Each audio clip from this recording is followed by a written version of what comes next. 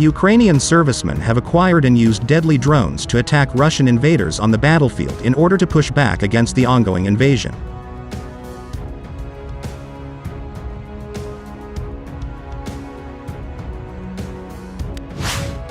Ukrainian servicemen have been using deadly Bayraktar TB2 drones on Russian troops in their latest bid to end the invasion.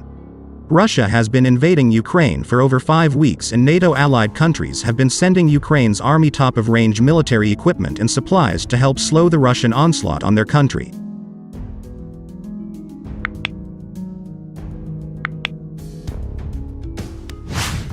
Military analyst Cedric Layton said the new weapons play a significant psychological role in the war.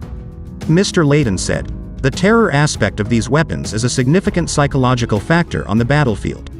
Unlike massive military drones which fly hundreds of miles an hour over vast distances, often to drop missiles and return home.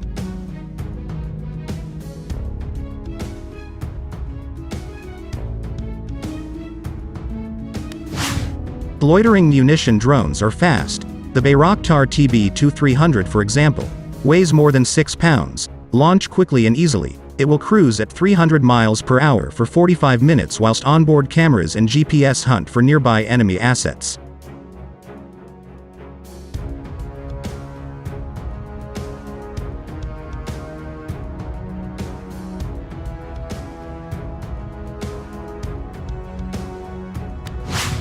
Speaking about long-range weapons, Ukrainian engineer Eugene Bulatsev told The Times, "This is the cheapest and easiest way to deliver a punch from a long distance, without risking civilian lives."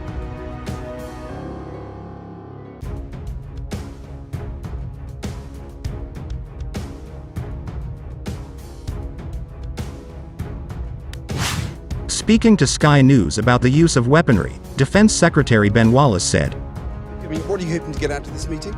Well, I think we've got an agenda that was set by us by the Leaders' Conference in December, the successful UK-hosted NATO conference, and that work stream about building NATO capacity and cyber and hybrid is going to be really, really important. So it's quite a workmanlike type event at this meeting of ministers.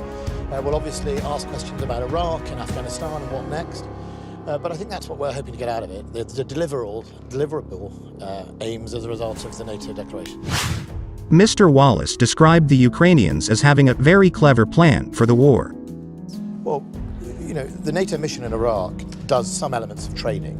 There is certainly an opportunity to do more of that training. At the moment, unilaterally or bilaterally, we do other tasks in Iraq. And so I think this is really exploring that if the United States decides that it's going to do less in that field of nation building or security or capacity building, is there scope for NATO or anybody else to step up? And it's definitely in Britain and Germany's interest for Iraq to be stable, for Iraq to be able to deal with its own problems, and we should help it get there. European and NATO-aligned countries have been scrambling to give weapons to Ukraine. Finland decided to get involved by sending a massive shipment of up to 2,500 assault rifles, which included 150,000 bullets and ammunition for guns.